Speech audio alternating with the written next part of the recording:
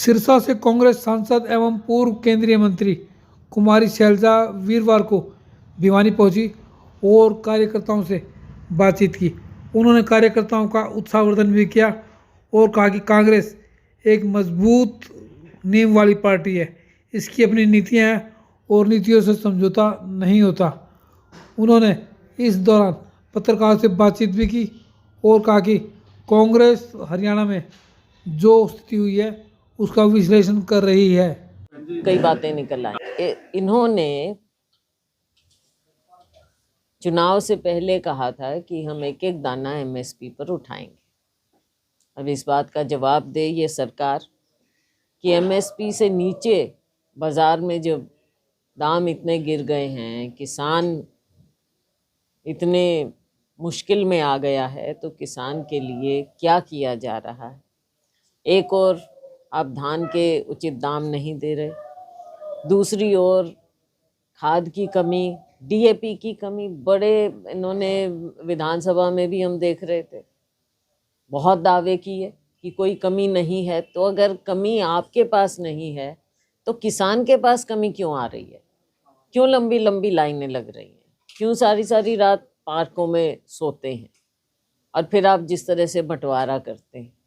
आगे बीज की भी बात है, बीज भी नहीं मिल रहा, ढंग से नहीं मिल रहा, और जो प्राइवेट एजेंसियां हैं मनमाने दाम ले रही हैं उनके, उसकी क्वालिटी का बताएं। किसान हर तरफ से चौतरफा मार उसको पड़ रही है और सरकार केवल बयानों के अलावा और कुछ किसान को राहत नहीं दे रही। ये समझने वाली बात है कि हमारा कृषि प्रधान प्रदेश है। किसान खास तौर से जो छोटा किसान है और तकरीबन छोटे किसान है और तकरीबन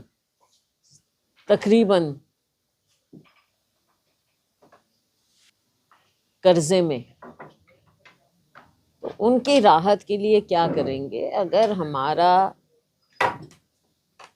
कृषि प्रधान प्रदेश किसान दिक्कत में आएगा तो हमारे प्रदेश की क्या, देश की अर्थव्यवस्था पर बहुत गलत असर इसका जाएगा। चमत्कार की बात नहीं है, लोगों पर हमें विश्वास है।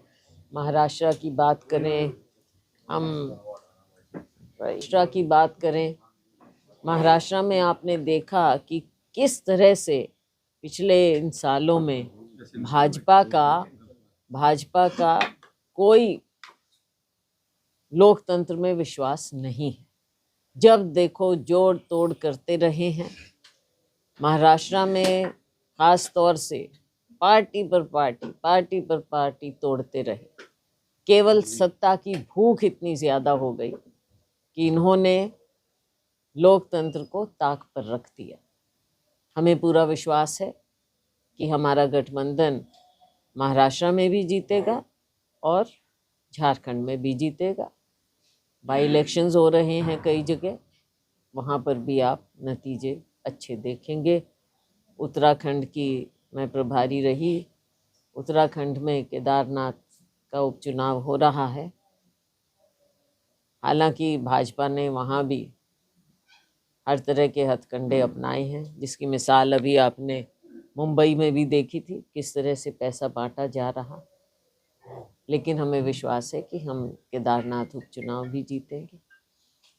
जब मैंने कहा कि लोकतंत्र में विश्वास नहीं, उसकी मिसाल एक ये भी है कि रंगे हाथों इनके सीनियर नेता पकड़े जाते हैं पैसे बांटते हुए। इसका मतलब लोगों में विश्वास नहीं है, केवल लालच देना चाहते हैं। ईवीएम को हमने बिल्कुल ईवीएम को हमने उठाया, हमारी पार्टी ने उठाया, इलेक्शन कमीशन के सामने इसको रखा। अब इलेक्शन कमीशन की जिस तरह की टिप्पणियां थी वो आपने देखा है। मैडम ये स्पोर्ट्समैन आए, वाणी तो नर्सरी मानी जाती है स्पोर्ट्स के लिए, और यहाँ के हमारे बेहतरीन स्पोर्ट्स पर्सन निकले हैं जिन्होंने ना केवल राष्ट्रीय स्तर पर लेकिन अंतर्राष्ट्रीय स्तर पर हमें बहुत गौरवान्वित किया है। अब पिछले 3-4 साल से इनकी कोई पहचान नहीं की गई, इनको जो सहूलियत मिलनी चाहिए थी, इनको पहचान मिलनी चाहिए थी, वो इस सरकार ने नहीं दी। तो ये क्या चाहते हैं? मतलब ऐसे भी भेदभाव अगर ये हमारे स्पोर्ट्स पर्सन्स पे भी करेंगे तो हमारा प्रदेश जो कि इतने हमारे बच्चों को आगे भेजता है, और ये बच्चे कड़ी मेहनत करते हैं, आपने देखा है सुबह शाम, ठंड में गर्मी में, केवल इनका मकसद है कि हम अपने प्रदेश के लिए, देश के लिए खेलें। तो इनको कितना ये सरकार प्रोत्साहन देने की बजाय इनको और पीछे मैडम कर जी, रहे हैं। प्रदेश अध्यक्ष हैं उदय भानु, वो वितरण सही नहीं हुआ, उसके लिए बावरिया जो प्रभारी थे वो जिम्मेवार हैं, बार बार उन पर आरोप लगाते हैं आप। मैं इस टिप्पणी पर कुछ नहीं कहना चाहूँगी।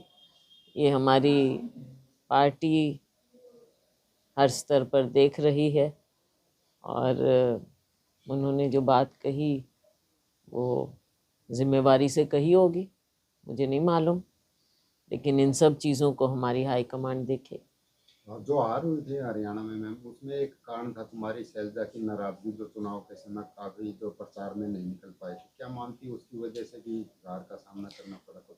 देखो, कुछ बातें हैं जो पार्टी के अंदर की होती हैं, तो उनको मैं सार्वजनिक रूप से मीडिया के सामने ऐसे नहीं वो करना चाहूँगी। कुछ बातें जो पार्टी के अंदर हमने की हैं और आगे भी करेंगे, अंदर के मामले तो अंदर रहने चाहिए। किरण चौधरी आपके साथ थी, वो आरोप लगाती कि बाबू बेटा ने जो है पूरी पार्टी पर कब्जा कर लिया था, इसी कारण देखो किरण जी, उनकी बेटी, मैं अब देखो उनको उनका भविष्य भाजपा में है, और उनकी बेटी मंत्री भी बनी हैं, खुद हैं, तो उनको मेरी निजी शुभकामनाएं हैं, रहेंगी।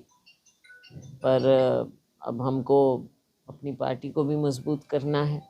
लेकिन क्या मानते कि बाबू बेटा की जो एक तरफा चली थी, जो आरोप लगाए जाते हैं, कहता कि बाबू बेटा की पार्टी बन गई थी कांग्रेस, इस कारण हार का सामना करना पड़ा?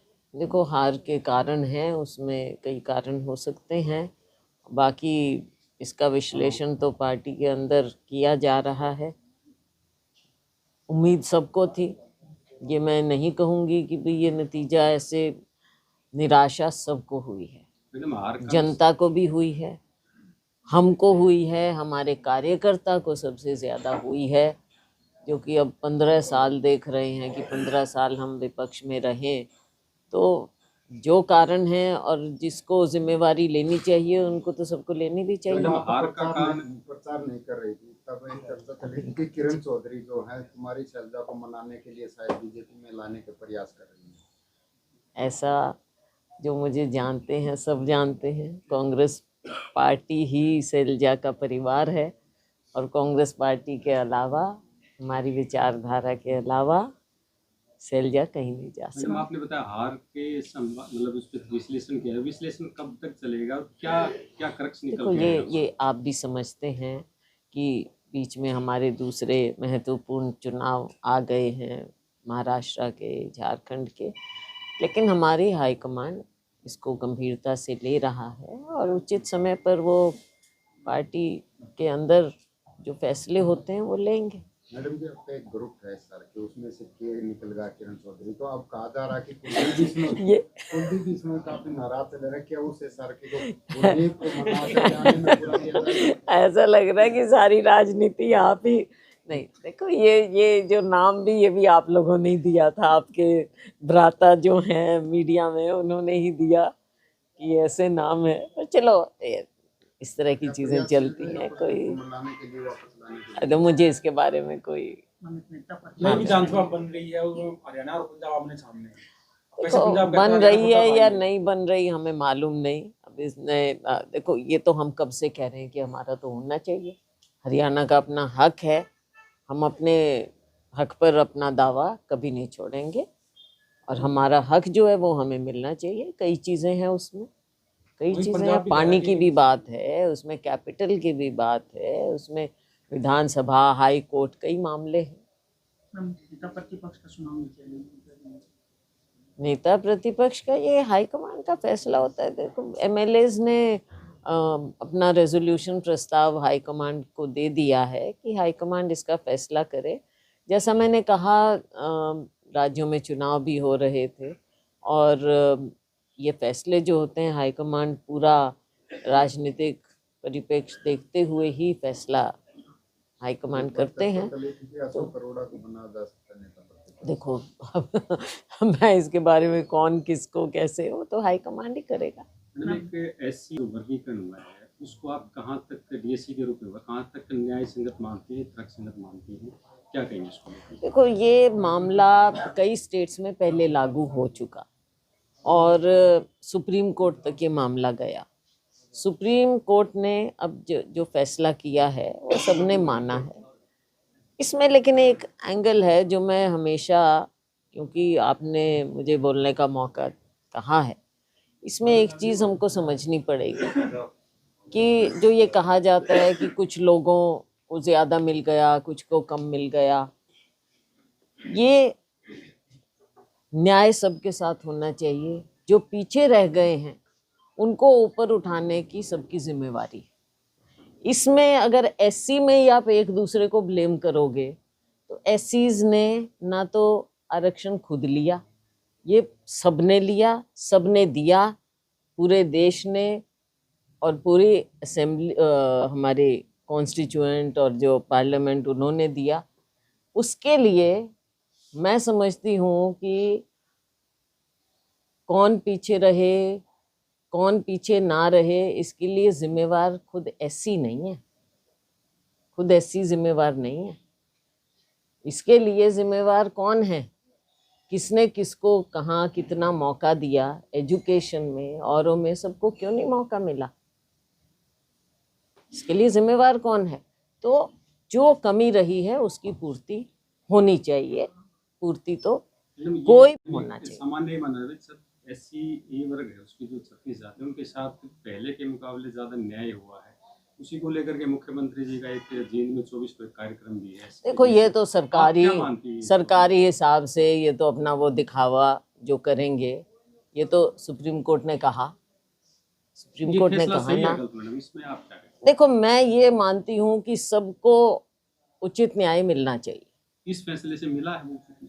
अब ये तो टाइम बताएगा, देखेंगे, टाइम बताएगा, लेकिन सबके साथ न्याय होना चाहिए। इस मुझे नहीं लगता कोई ये कहे कि सबके साथ न्याय नहीं होना चाहिए। मैडम, झारखंड और हिमाचल में भी चुनाव है, क्या लग रहा है अगर बात करें आने वाले समय में दिल्ली में भी चुनाव हो रहे हैं?